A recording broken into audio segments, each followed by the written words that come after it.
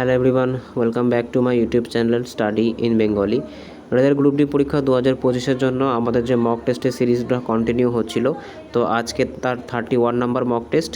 তো দেখো, আমাদের কিন্তু আবার সকলকে পড়াশোনায় ফিরতে হবে। উৎসব কিন্তু শেষ, তোমরা সকলেই জানো যে 17 নভেম্বর থেকে কিন্তু তোমাদের রেলের গ্রুপ ডি পরীক্ষা শুরু হচ্ছে।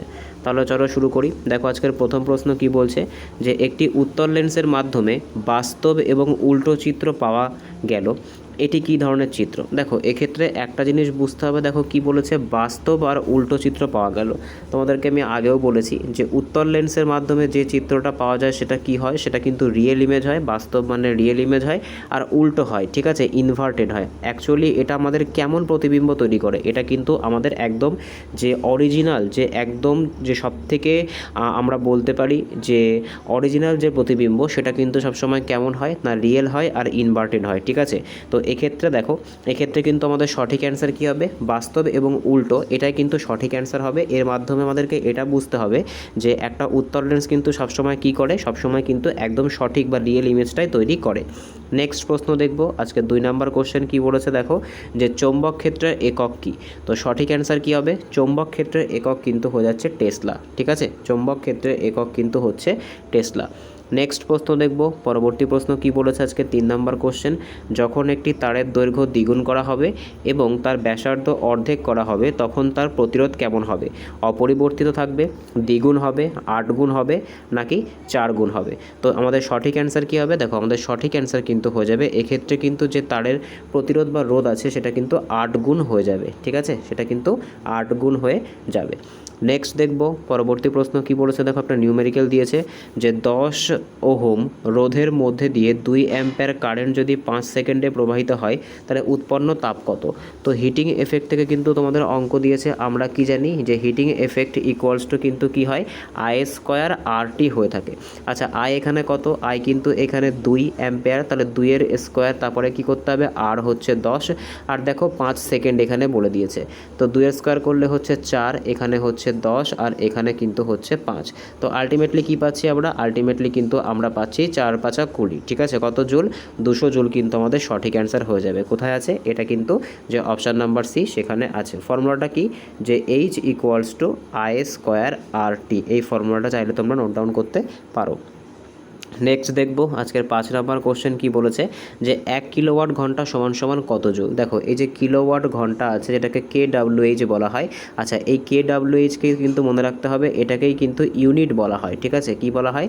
এটাকে কিন্তু ইউনিট বলা হয়, যেটা কিন্তু আমাদের বাড়িতে যে ইলেকট্রিসিটির যে কনজামশান সেটা বোঝাতে কিন্তু ব্যবহার করা হয়। তো মনে রাখবে 1 কিলোওয়াট আওয়ার সমান সমান কত জুল? এটা কিন্তু 3.6 × 10⁶ জুল, ঠিক আছে। এটাকে কি বলা হয়? এটাকে কিন্তু বলা হয় 3.6 × 10⁶ জুল।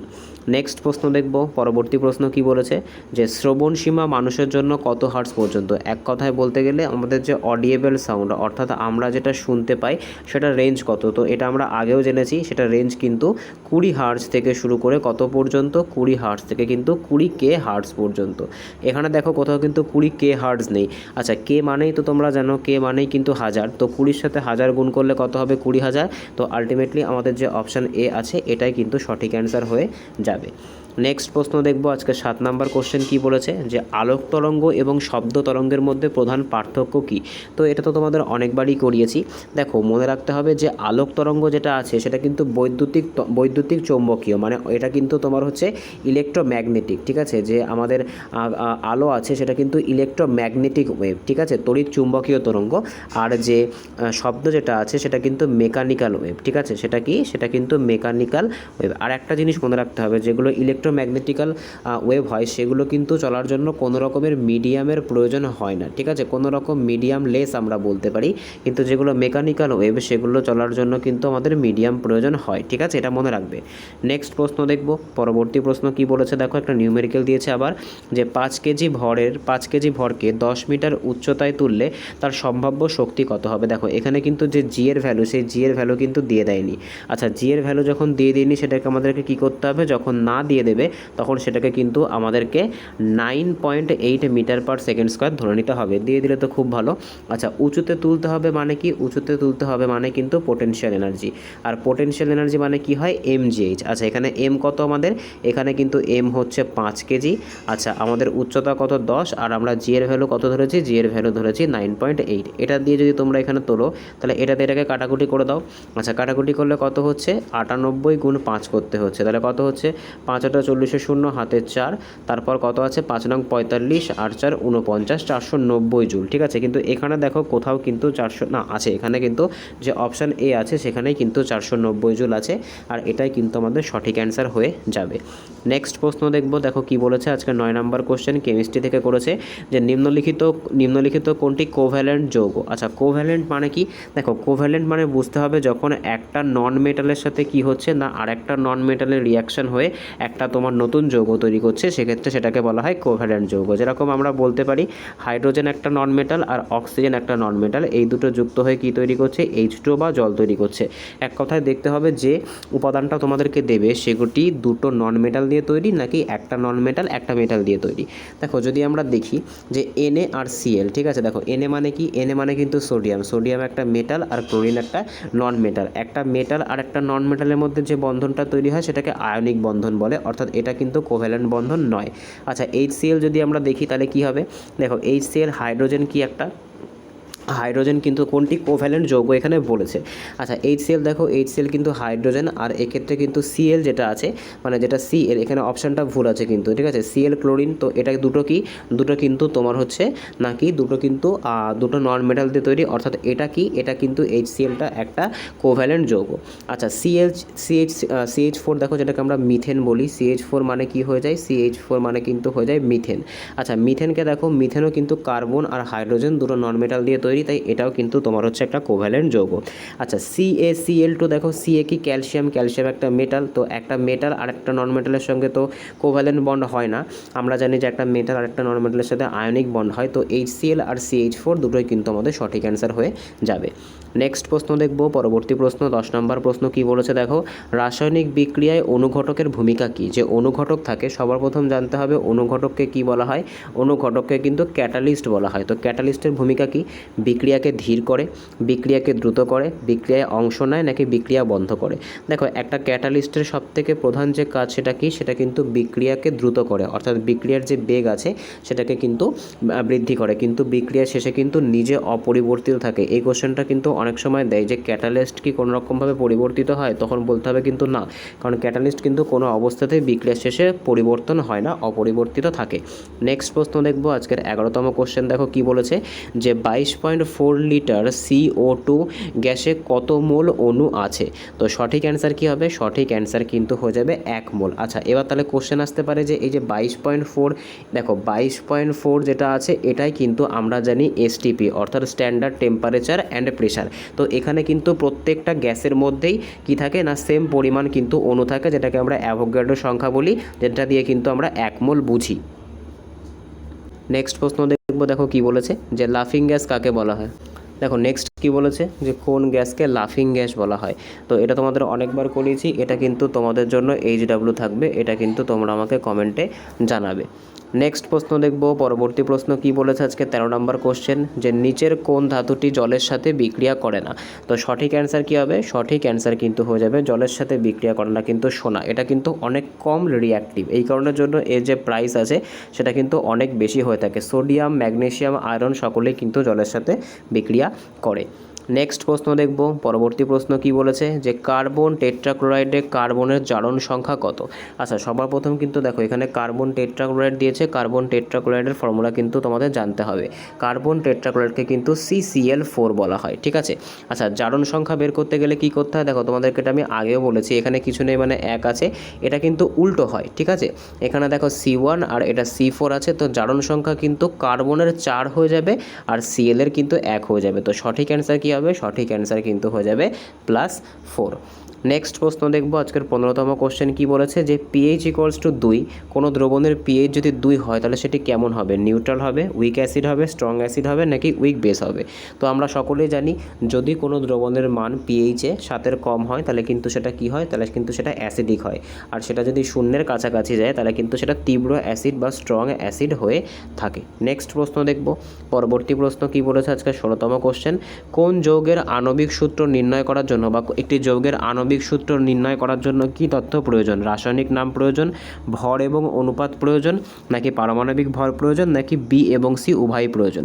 দেখো কোনো একটা মৌলের যে আমরা বলতে পারি যে আণবিক সূত্র, সেই আণবিক সূত্র নির্ণয় করার জন্য কি প্রয়োজন, আণবিক সূত্র নির্ণয় করার জন্য আমাদের কিন্তু বি এবং সি উভয়ই প্রয়োজন, ঠিক আছে, অর্থাৎ ভর অনুপাতও প্রয়োজন আবার পারমাণবিক ভরও প্রয়োজন, তাই এ বি এবং সি কিন্তু সঠিক অ্যান্সার হয়ে যাবে। নেক্সট দেখব পরবর্তী প্রশ্ন কি বলেছে, দেখো বায়োলজি থেকে মানুষের মস্তিষ্কের কোন অংশ ভারসাম্য রক্ষা করে। তো এটা তো আমরা অনেক দিন ধরেই করছি, এই কোশ্চেনটা রিপিটেড কোশ্চেন, আমরা সকলেই জানি আমাদের যে সেরিবেলাম থাকে, ঠিক আছে, সেরিবেলাম মানে কি, সেরিবেলাম মানে কিন্তু হচ্ছে লঘু মস্তিষ্ক, ঠিক আছে, আমাদের যে লঘু মস্তিষ্ক থাকে সেই লঘু মস্তিষ্কই কী করেন না, আমাদের কিন্তু বডি ব্যালেন্সে সাহায্য করে থাকে, ঠিক আছে। আচ্ছা সেরিব্রাম মানে কি, সেরিব্রাম মানে কিন্তু হচ্ছে গুরু মস্তিষ্ক, যেটা কিন্তু আমাদের মস্তিষ্কের সবথেকে বড় অংশ। গুরু মস্তিষ্কের কাজ কি, গুরু মস্তিষ্কের কাজ কিন্তু হচ্ছে মেমোরি, ইন্টেলিজেন্স, এই সমস্ত কাজ করে, ঠিক আছে। নেক্সট দেখব পরবর্তী প্রশ্ন, দেখো কি বলেছে, একটা নিউমেরিক্যাল বলেছে যে একজন মানুষের হৃৎপিণ্ড প্রতি মিনিটে যদি 75 বার স্পন্দিত হয় তাহলে 10 মিনিটে মোট কতবার স্পন্দিত হবে। তো এটা তো একদম সোজা একটা অঙ্ক, আমরা একদম এক চান্সে বলে দিতে পারবো যে 7500 বার কিন্তু স্পন্দিত হবে। নেক্সট দেখব পরবর্তী প্রশ্ন, দেখো কি বলেছে, দেখো নেক্সট প্রশ্ন কি বলেছে, দেখো প্রতি মিনিটে বলেছে 72, প্রতি মিনিটে হচ্ছে 75 বার স্পন্দিত হয়, মানে 1 মিনিটে, তো এটা একটু ভুল হয়ে গেল, এটা কিন্তু 750 হবে, ঠিক আছে, আমি একটা 0 বেশি লিখে ফেলেছিলাম। নেক্সট প্রশ্ন দেখো পরবর্তী প্রশ্ন কি বলেছে আজকের 19তম কোশ্চেন, যে রক্তে অক্সিজেন পরিবহন করে কোন পদার্থ। তো সঠিক অ্যান্সার কি হবে, সঠিক অ্যান্সার কিন্তু হয়ে যাবে রক্তে অক্সিজেন পরিবহন করে কিন্তু হিমোগ্লোবিন। নেক্সট দেখব পরবর্তী প্রশ্ন আজকের 20তম কোশ্চেন, ডিএনএ সম্পূর্ণ নাম কি, একদম সোজা, তোমরা সকলে জানো, তো ডিঅক্সিরাইবো নিউক্লিক অ্যাসিড। নেক্সট প্রশ্ন দেখব পরবর্তী প্রশ্ন কি বলেছে আজকের 21তম কোশ্চেন, যে মানুষের খাদ্য নালী থেকে খাদ্য পাকস্থলী পৌঁছায় কোন প্রক্রিয়ায়, অসমোসিস প্রক্রিয়ায়, পেরিস্টালসিস প্রক্রিয়ায়, ডিফিউশন প্রক্রিয়ায় নাকি অ্যাসিমিলেশন প্রক্রিয়ায়। তো দেখো মানুষের যে খাদ্য নালী, অর্থাৎ আমাদের খাদ্য নালী থেকে শুরু করে একদম কিন্তু ক্ষুদ্রান্ত পর্যন্ত, যে তোমার একদম বৃহদান্ত্র পর্যন্ত এই যে প্রক্রিয়াটা, এই প্রক্রিয়াটাকে কি প্রক্রিয়া বলা হয়, এই প্রক্রিয়াটাকে কিন্তু পেরিস্টালসিস প্রক্রিয়া বলা হয়, ঠিক আছে, এটা কিন্তু একটা তোমরা বলতে পারো এটা কিন্তু আমাদের নার্ভ দ্বারা বা আমাদের মস্তিষ্ক দ্বারা নিয়ন্ত্রণ হয়। নেক্সট দেখবো আজকে 22তম কোশ্চেন কি বলেছে, উদ্ভিদের শ্বাস প্রশ্বাসে কোন গ্যাস উৎপন্ন হয়। তো এখানে উদ্ভিদের শ্বাস প্রশ্বাস বলতে আমরা ফটোসিনথেসিস বলতে পারি, ঠিক আছে, কিন্তু ফটোসিনথেসিস উদ্ভিদের ক্ষেত্রে, তো উদ্ভিদের ক্ষেত্রে কোন গ্যাস নির্গত হয়, উদ্ভিদের ক্ষেত্রে কিন্তু অক্সিজেন নির্গত হয়, ঠিক আছে। নেক্সট প্রশ্ন দেখব পরবর্তী প্রশ্ন কি বলেছে আজকে 23তম কোশ্চেন, দেখো একটা নিউমেরিক্যাল দিয়েছে যে 5 অ্যাম্পিয়ার কারেন্ট 2 মিনিটে প্রবাহিত হলে মোট চার্জ কত হবে। তো দেখো সেক্ষেত্রে আমাদেরকে কি করতে হবে, এক্ষেত্রে কিন্তু আমরা জানি যে চার্জ কিউ ইকুয়ালস টু কী হয়, কিউ ইকুয়ালস টু কিন্তু আই ইন্টু টি হয়ে থাকে, আর টিকে কিন্তু সেকেন্ডে ক্যালকুলেশন করতে হয়। তো অ্যাম্পিয়ার কিন্তু 5 আর টি দেখো 2 মিনিট মানে কত, 2 মিনিট মানে কিন্তু 120 সেকেন্ড। তো আলটিমেটলি আমাদের যেটা অ্যান্সার সেটা কিন্তু কত হচ্ছে 600 জুল, কোথায় আছে অপশান, 600 জুল না সরি 600 কুলাম, তো কোথায় আছে, এটা কিন্তু যে অপশান নাম্বার সি এখানে আছে, অপশান নাম্বার বি এখানে আছে, এটাই কিন্তু সঠিক অ্যান্সার হয়ে যাবে। নেক্সট দেখবো পরবর্তী প্রশ্ন কি বলেছে আজকে 24তম কোশ্চেন, যে একটি গাড়ির বেগ 36 কিলোমিটার পার ঘন্টা থেকে 72 কিলোমিটার পার ঘন্টা বেগ পেল, এর গতিশক্তি কত গুণ বৃদ্ধি পেল। দেখো গতিশক্তির ক্ষেত্রে একটা ফর্মুলা আছে, নতুন একটা ফর্মুলা তোমাদের আজকে বলছি, যে potential energy kinetic energy equals to কী হয়ে থাকে, বা কাইনেটিক এনার্জি কার সমানুপাতিক হয়ে থাকে, ভি স্কোয়ারের কিন্তু সমানুপাতিক হয়ে থাকে।